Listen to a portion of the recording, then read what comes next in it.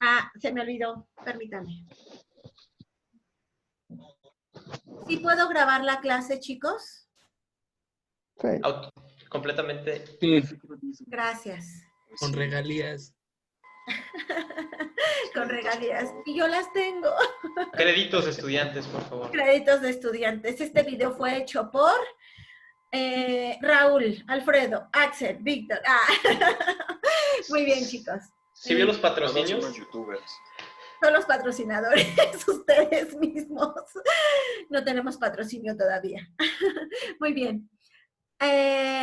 Domingo fue el que dijo que ya nos pusimos filosóficos. ¿Por qué nos decía eso, Domingo?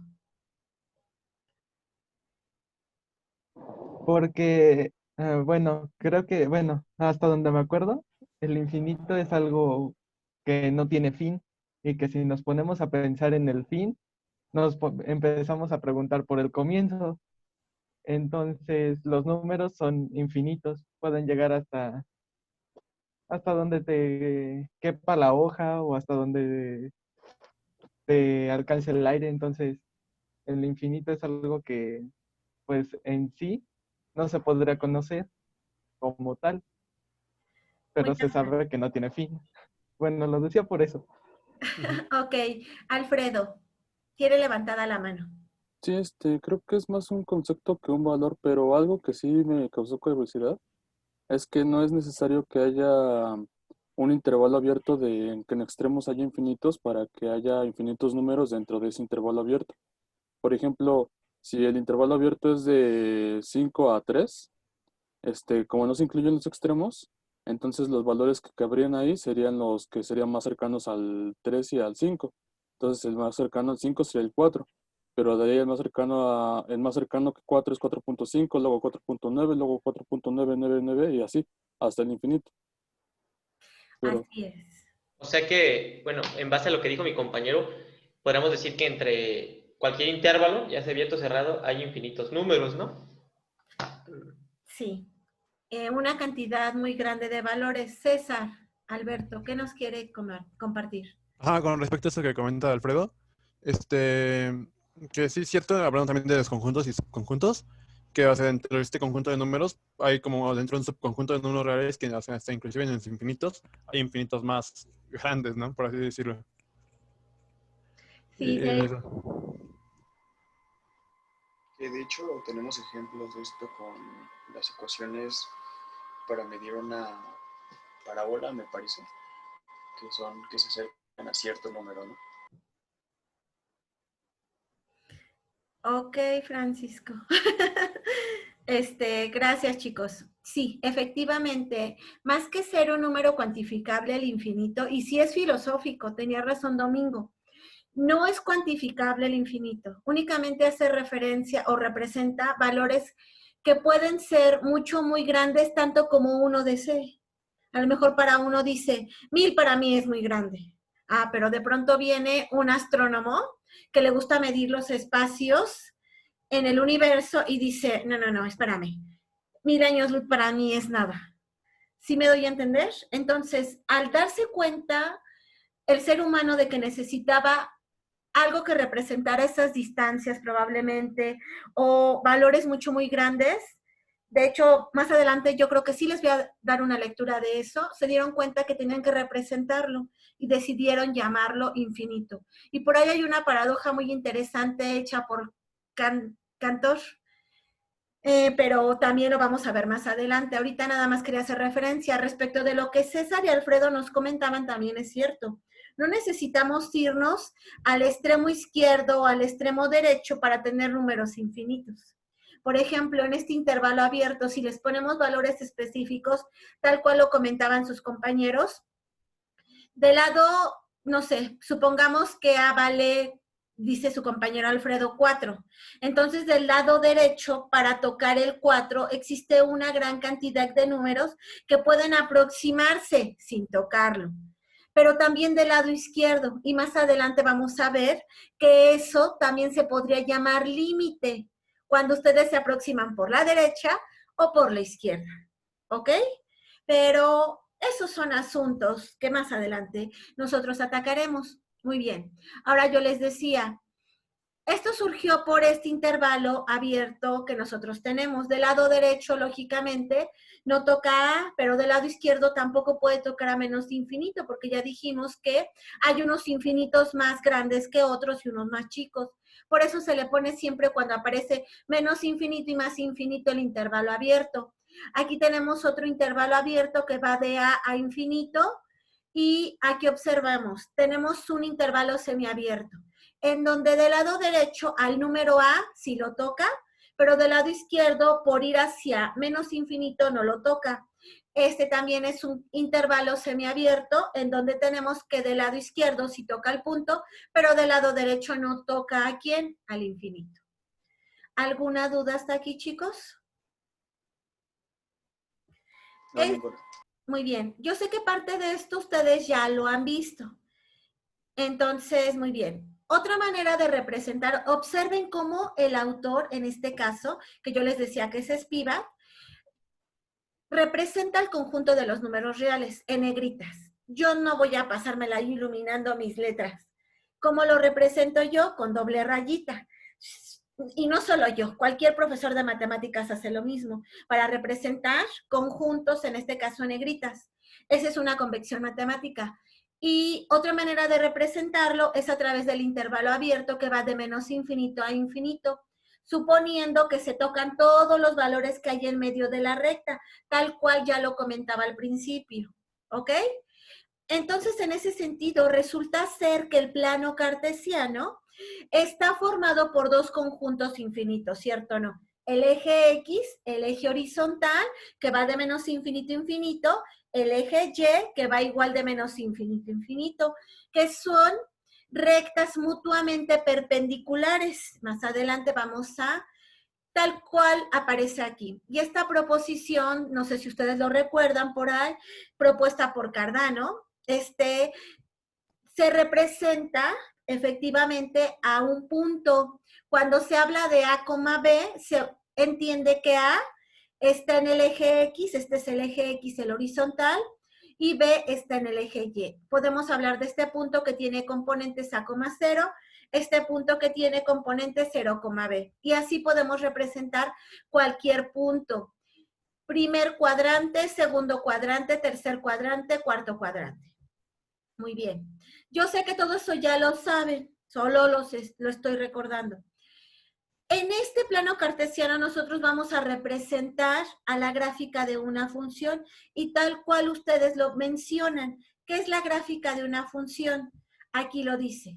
Una función, puesto que una función es más que una colección de pares de números, el trazado de una función se reduce a trazar cada uno de los pares de la misma, es decir, el dibujo de cada uno de los pares ordenados de la función que representa la gráfica de una función, que era justamente lo que ustedes mencionaban hace unos minutos. Muy bien, ¿alguna duda hasta aquí, chicos? Voy a comenzar comentando cuáles son las funciones más básicas. Las más básicas, observen, aquí nos presentan, es lo siguiente. Valeria Fernanda. ¿Quién es Valeria Fernanda? No tenemos ninguna Valeria Fernanda. Lo siento, yo no la voy a dejar pasar, no sé quién sea.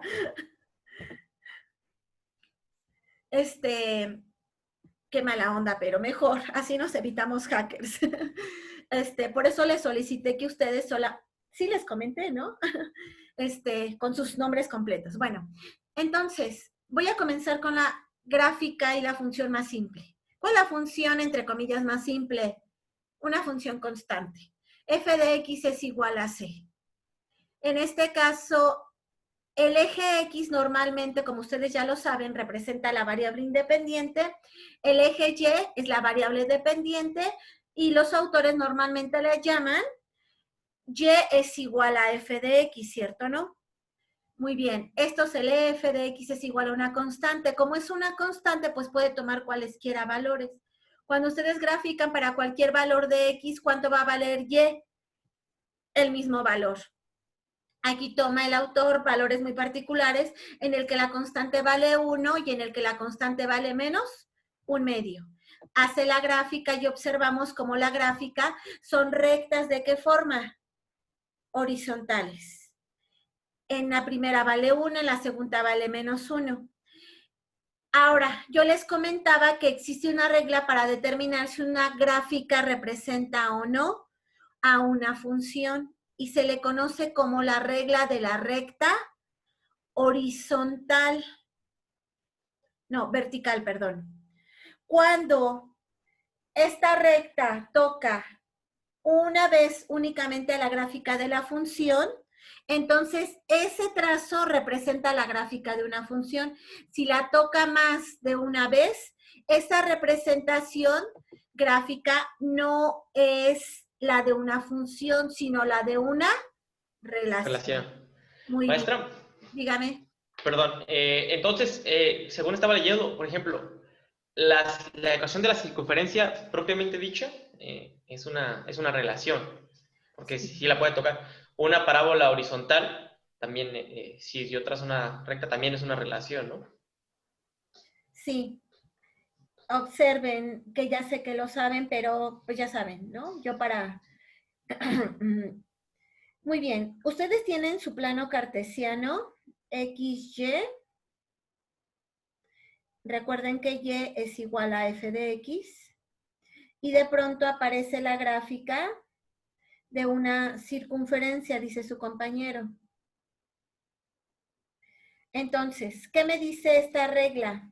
Esta regla me dice que para ver si es la gráfica de una función esta relación, tengo que pasar una recta de forma vertical. Si la toca en un solo punto, este corresponde a la gráfica de una función, pero si la toca ¿cuántas veces en este caso particular? 2. Esta representación gráfica no es la representación de una función, sino de una relación. Es por eso que esta circunferencia no corresponde a una función, de hecho es una relación. Pero ¿qué pasa si yo divido a esta circunferencia en dos extremos? Ay, puse el borrador en vez de poner. En dos extremos. ¿Cuáles van a ser mis extremos? Los siguientes. La semicircunferencia superior y voy a exagerar, de hecho los moví de lugar para que se notara. Para estas en azul que yo esbocé, observen que así por separado sí son una función. Yo le paso cualquier recta de forma vertical y únicamente toca la gráfica en un punto. Entonces, esto que está por arriba y esto que está por abajo, si es una función. Francisco Rafael, no se duerman. ¿Estamos de acuerdo? De hecho, ese es parte de otro ejemplo que podemos ver.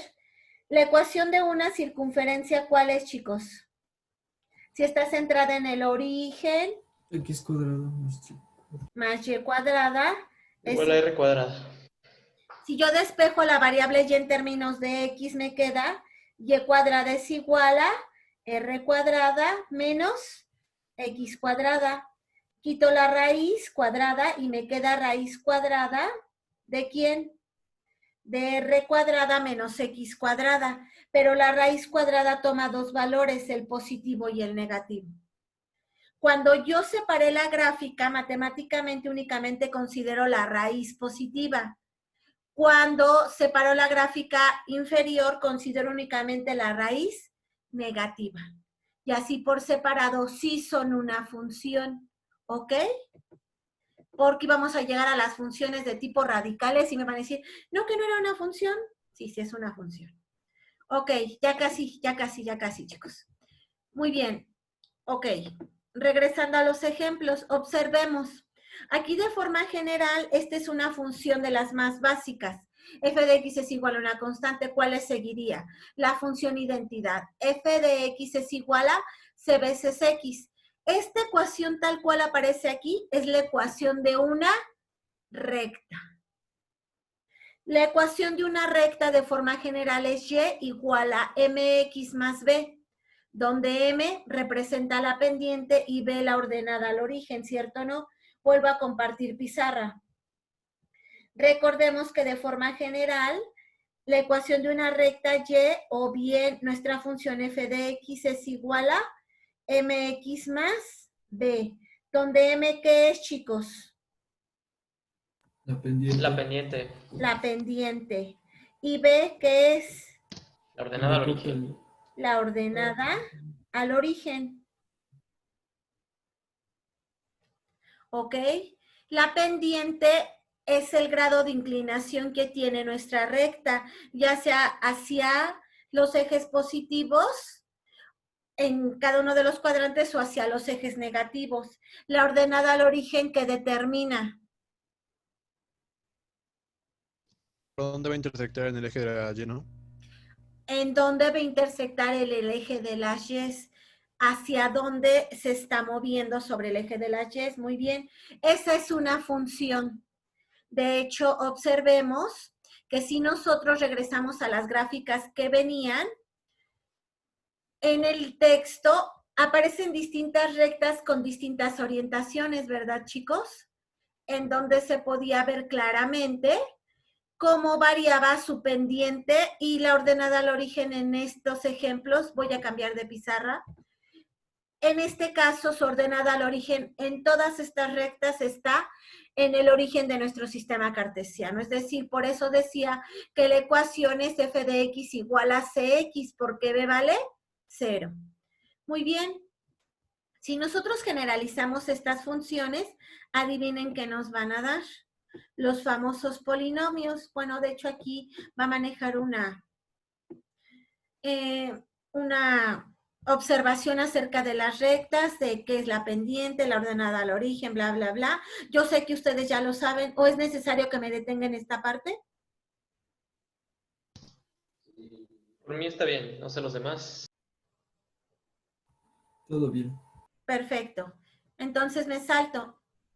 Y observen cómo da aquí la función f de x igual a c de x más d. C es la pendiente, D es la ordenada al origen, lo único que hizo fue cambiar de variables.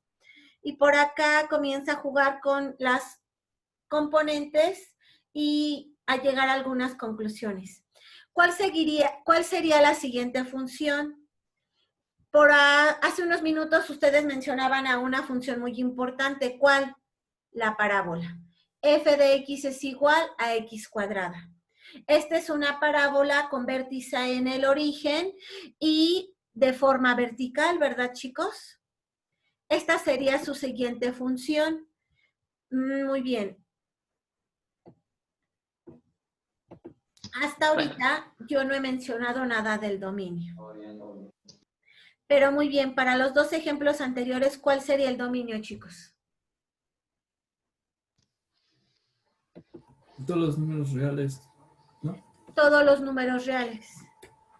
De hecho, más adelante, ahorita me voy a saltar un poquito para ya concluir porque ya me quedan escasamente 4 minutos. Antes de continuar, la gráfica del inciso A es la representación gráfica de una función. Sí, Sí. ¿Por qué? la regla de la recta vertical. Muy bien. ¿Qué pasa con la gráfica del inciso B? No, No. no es No, relación. no es una relación, Relación. una función. ¿Qué pasa con el inciso C? Es función. Sí, es ¿El función. inciso D? También es función. También es función. Ok, sí. Es una función que vamos a ver más adelante, el inciso D, y se le conoce normalmente como funciones de tipo discontinuas. Muy bien. La figura 11 también. Y esta es la gráfica de f de x igual a x cuadrada. Esto que yo les estaba comentando, de forma general, se puede generalizar como f de x igual a x a la n. Es decir, cualquier función potencia, ¿qué va a pasar con el superíndice? Va a hacer que la gráfica de la función cambie, pero todas estas al final, ¿qué van a hacer? Gráficas de funciones, y de forma aún más general, podemos generalizarlas como una función muy particular que vamos a conocer como funciones polinómicas. ¿Ok? Es decir, f de x igual a de n, x a la n más, a subíndice n menos 1, x a la n menos 1, y así consecutivamente a la a sub 0, donde se entiende que a subíndice n, a n menos 1 hasta a sub 0 son constantes. X en distintas potencias son las variables. Estas funciones, de forma general, van a tener una característica, que su dominio va a ser siempre el conjunto de los reales. Lo único que va a cambiar dependiendo de las restricciones que pueda tener va a ser la imagen, pero eso ya lo veremos el día de mañana. De tarea se les queda revisar lo que sigue, las siguientes 5 páginas del SPIVAT. Esta es la versión, creo que se los voy a compartir en un drive, se los subo para que ustedes lo revisen, es decir, la página 81, 82, 83, 84, 85, van a revisarlos, ¿ok? Y vamos a continuar con estas páginas. De la 81 a la 85, ¿correcto? ¿Alguna duda hasta aquí, chicos? ¿No? No. ¿Todo muy claro? Ay, qué Sí. bonito. Hasta da gusto dar clases así de que uno le entiendan todo. Espero que todo el semestre sea igual y que en el examen les vaya maravillosamente. Muy bien, Ay, chicos, sí, fue un no, placer no, conocerlos. Pero antes, ¿qué vimos el día de hoy? La definición de función, el tipo Definición de de una función. Gráfica de una función y definición de una función. ¿Intervalos también? Los intervalos abiertos, cerrados, porque ajá. eso lo vamos a ocupar para dominios de funciones, por eso lo repasé únicamente. Sé que me debo de detener más, pero no lo voy a hacer para que sigamos avanzando en el temario. Muy bien, creo que por mi parte fue todo.